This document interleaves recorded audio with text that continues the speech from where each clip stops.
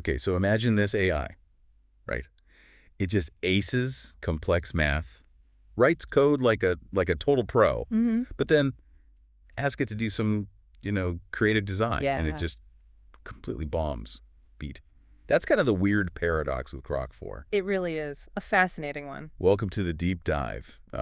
Today we're really digging into Grok 4 XAI's new thing. Just came out, July 9th, 2025. Exactly. And yeah, Elon Musk's company, they're saying, world's best AI model. Big claims. Right. Big claims. You hear that a lot. Cool. We're not just going to take their word for it, obviously. We actually got our hands dirty, ran some real tests, tried to see what's really under the hood. Yeah, we did. So our mission here, for you listening, is to cut through all that hype. Get to the core of it. Figure out what you really need to know about Grok 4.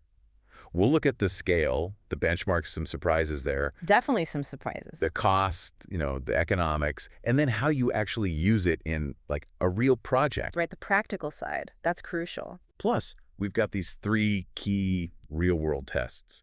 They really show where it works and, well, where it kind of falls flat. No. Okay, so let's start unpacking this. What is Grok 4 exactly? The headline number is just huge. Yeah. An estimated 1.7 trillion parameters. Yeah, 1.7 trillion. It's hard to even wrap your head around that number. Think of parameters as like the AI's brain cells or maybe connection points in its network. Okay. More parameters generally mean more power to learn really complex, intricate patterns in the data it's trained on. Right. So how does that compare? Well, for perspective, GPT-4 is estimated around 1.8 trillion, so kind of similar ballpark there. Google's Gemini Ultra is about 1 trillion, and Anthropic's Claude 4 is maybe around 500 billion. So Grok 4 is definitely up there with the biggest model. So definitely not something you're running locally. Oh, no way. Yeah, you're definitely not running this beast on your gaming PC. It's entirely cloud-based, needs massive infrastructure. Makes sense. And XAI's claims, they're bold. Better than a PhD level in every subject, smarter than almost all graduate students in all disciplines simultaneously. That's straight from Elon Musk. Wow. That's quite the statement. It is. It sets a high bar. So boiling it down, what's Grok 4's biggest raw strength, just based on that scale? Its immense scale allows it to learn incredibly complex, detailed patterns, stuff smaller models might just miss. Okay, scale is one thing, but performance is another. This is where it gets really interesting for me. Yeah. The actual benchmarks. How did it do? Right, the numbers. On something called Humanities Last Exam, or HLE, it's designed to test broad knowledge and reasoning across different fields. Okay. Grok 4 scored 25% just on its own. But, and this is key when it could use tools, like a search engine, it jumped to 44.4%. So it knows how to use tools effectively. That's Yeah. different from just raw knowledge. Exactly. It shows it can leverage external resources intelligently, which is, way more like how humans solve problems in the real world. That makes sense. What about more specialized areas? Yeah, for grad-level physics and astronomy, it hit 88%. That puts it ahead of Google Gemini and Anthropic Claude in those tests.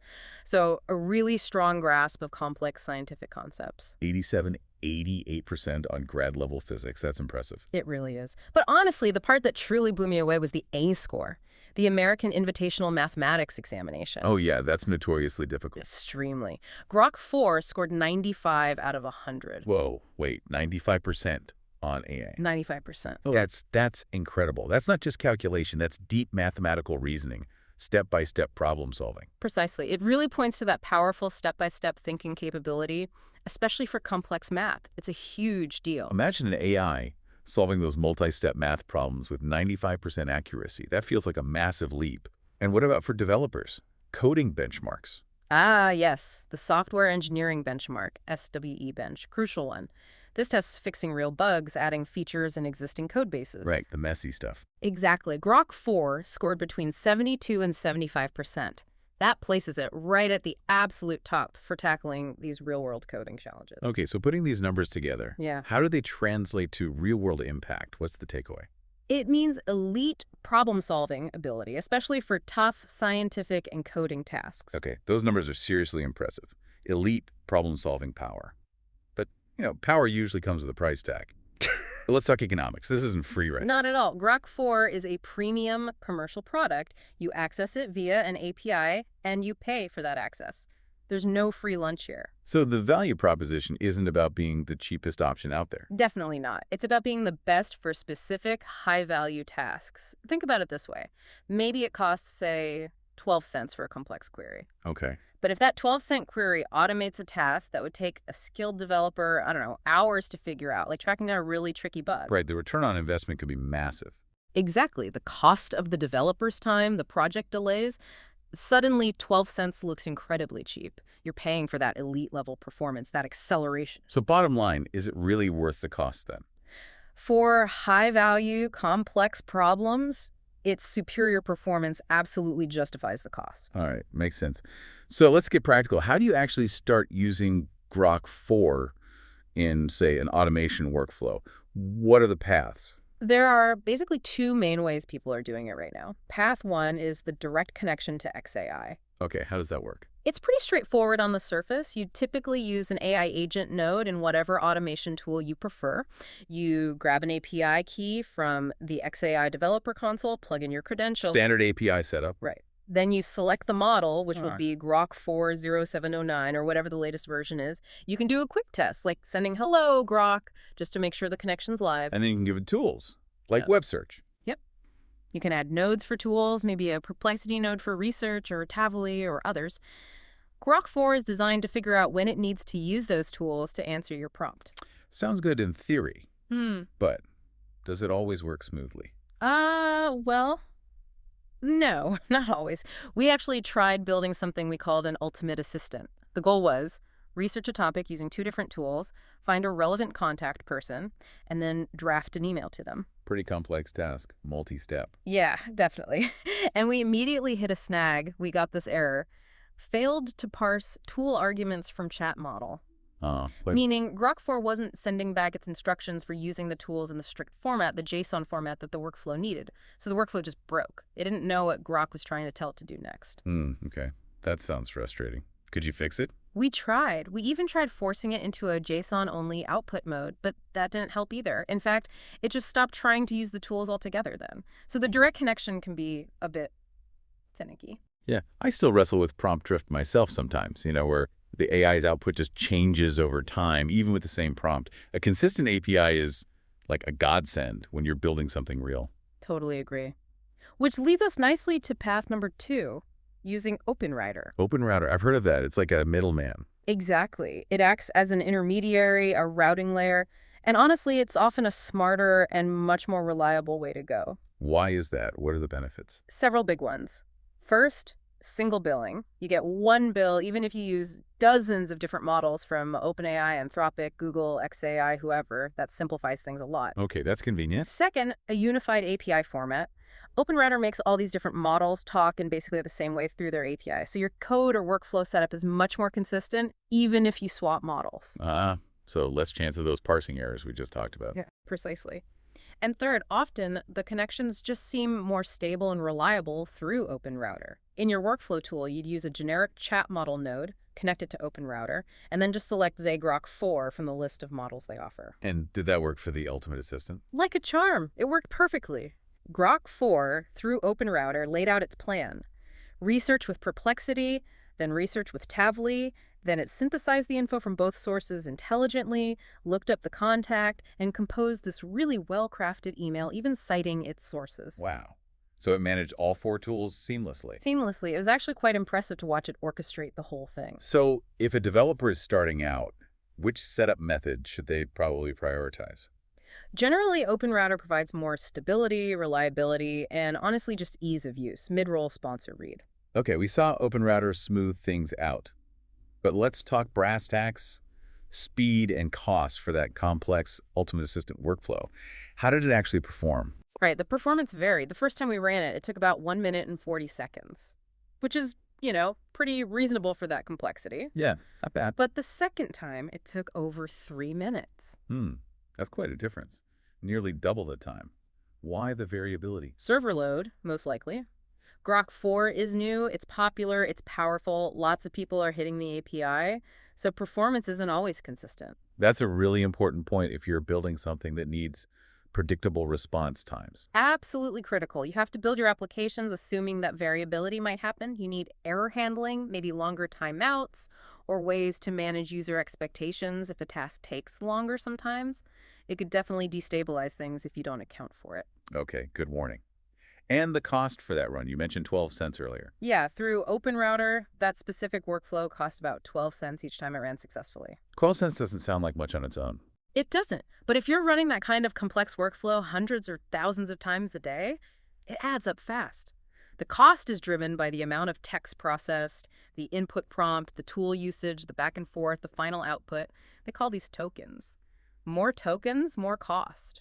So how do you manage that? You can't just not use it if you need its power, but you don't want costs spiraling. The smart strategy is often a hybrid approach. Use cheaper, faster models for the initial legwork. Like what? Maybe use a smaller Claude model like Haipu or one of the smaller Gemini models to do initial data gathering, maybe summarize some long documents or filter information. They're much cheaper and faster per token. Okay, so pre-process the information. Exactly. Do the grunt work with the cheaper models. Then take that condensed summary, that key information, and feed only that to Grok 4 for the really high-level analysis, the complex reasoning, the final synthesis, or the difficult coding task. Ah, I see. So you're using Grok 4 strategically, only where its unique power adds the most value, leveraging its strengths without paying for it on simpler tasks. Precisely.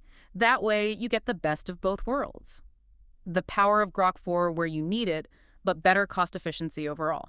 So how can developers manage these performance and cost variations effectively? Strategically, use cheaper models for initial steps, reserving Grok 4 for the high-value reasoning parts. All right, we've talked benchmarks, setup, cost, performance. Now for the really fun part. Putting Grok 4 to the test in some real-world scenarios, we set up 3 distinct challenges. Yep.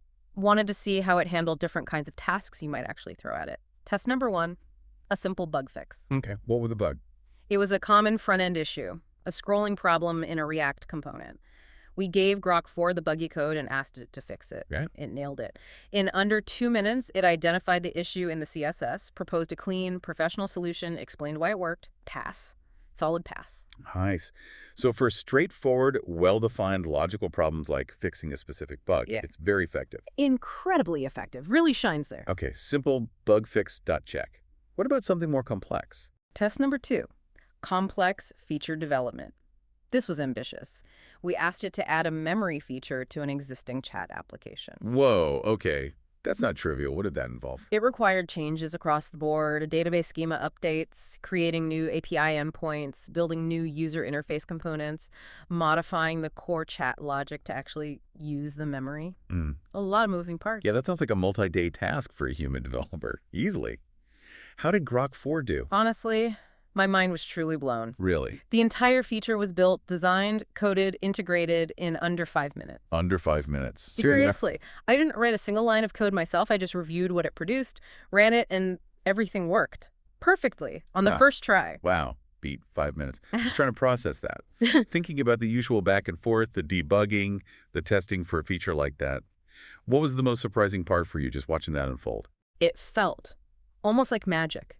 But you could see the logic. It understood the existing code-based structure, which was well organized, that's important, and it just methodically generated all the necessary pieces and connected them correctly. It wasn't just code generation, it was architectural understanding. It's nothing short of revolutionary for adding complex features to existing, well-structured code bases. Well, revolutionary, that's a strong word, but based on that.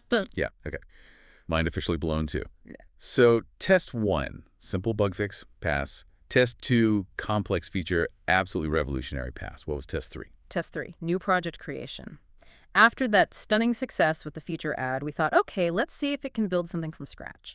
We asked it to create a beautiful landing page for a fictional product. Just from a prompt, make me a beautiful landing page. Pretty much. We gave it some basic info about the product, but the key instruction was, make it beautiful. And the result? Yeah. Was it beautiful? No, not really. The website it generated was functional, the HTML structure was okay, the basic elements were there. But visually, it was really disappointing. How so? The styling was just very basic, kind of bland, even outdated looking. Nothing like what you'd consider a modern, polished, beautiful landing page. It completely missed the mark on the aesthetics. Back to that paradox we started with. Great at logic and code structure, but struggles with the subjective creative side. Exactly that. It failed here, we think, because it lacked specific design context or examples in the prompt. And beautiful is just too subjective for it. It doesn't have an inherent sense of visual taste or modern design trends. Right, it needs clear, objective parameters or examples for creative tasks. It can't just intuit good design. Precisely. It struggles immensely with tasks requiring that strong sense of visual design or, open-ended creativity unless you guide it very, very explicitly. So looking back at these 3 tests, what's the biggest takeaway? Grok 4 excels at structured, logical tasks, even very complex ones, but struggles with open-ended creativity. Okay, we've run the tests, looked at the numbers, the setup, the cost. Let's try to bring it all together. Yeah. Is Grok 4 worth it? Let's recap the good and the bad. The good. Exceptional reasoning ability, definitely. Powerful math capabilities, as we saw with that AIM score. Excellent tool use, especially through something like OpenRouter. And it can produce really high-quality research and analysis when guided properly. Okay, sounds powerful. Right. What about the downsides, the not so good? Speed and consistency is a big one due to that server load issue. You have to plan for it. Right. Higher cost, especially if you're using it for high-volume tasks without optimization. That direct XAI integration can be finicky, as we found. Yeah, the JSON parsing issue. And that clear struggle with creative, subjective tasks like visual design, Yeah. it's just not its strong suit. So the bottom line, what's the final verdict?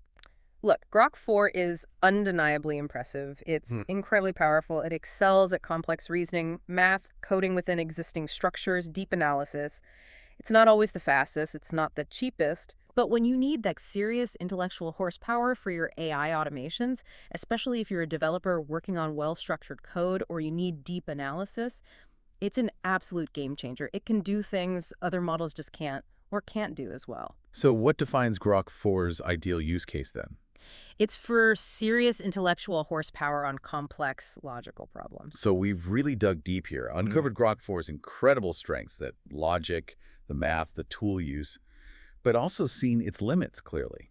The speed issues, the cost factor that struggle with pure creativity. It's a powerful, almost paradoxical beast, isn't it? It really is. And this whole deep dive looking at Grok 4, it points to something bigger, I think. A profound shift in how we might approach work, especially complex knowledge work. How so? The future you see feels increasingly agentic. It's becoming less about just how fast you as an individual can code or research or write. And more about how effectively you can direct and orchestrate these powerful AI assistants, maybe even a team of them, to achieve complex strategic goals. It's like being a conductor rather than just playing one instrument. That's a great analogy. And you're saying this is becoming more accessible? Yeah, the tools are getting easier to use, as we saw with OpenRouter smoothing things out. The productivity gains, like that 5-minute feature build, they're potentially massive and very real. And the price, if used strategically, can absolutely be justified by the value. So wrapping this up, what does this all mean for you, the listener, the learner, the developer, maybe just the curious mind tuning in? It feels like the landscape is shifting under our feet. It really does. It suggests that understanding these tools, learning how to integrate them strategically, it's not just about adding a new skill. It could fundamentally change your capabilities, maybe 10x them, like people often say. The choice seems to be leaning towards embracing these tools, figuring out how to leverage them, or risk getting left behind as others do. That might be the stark reality, yeah. Which leads to a final, maybe provocative thought to leave people with. Go on. How might you, listening right now, how might you start to rethink your own role, your own workflow, in a world where AI agents like Grok 4 can increasingly accomplish very complex tasks autonomously? What does that mean for your unique human contribution? That's a deep question. Something to definitely mull over. We hope this deep dive into Grok 4 has given you a solid, well-informed starting point for thinking about that. Thanks for joining us. OTRO Music.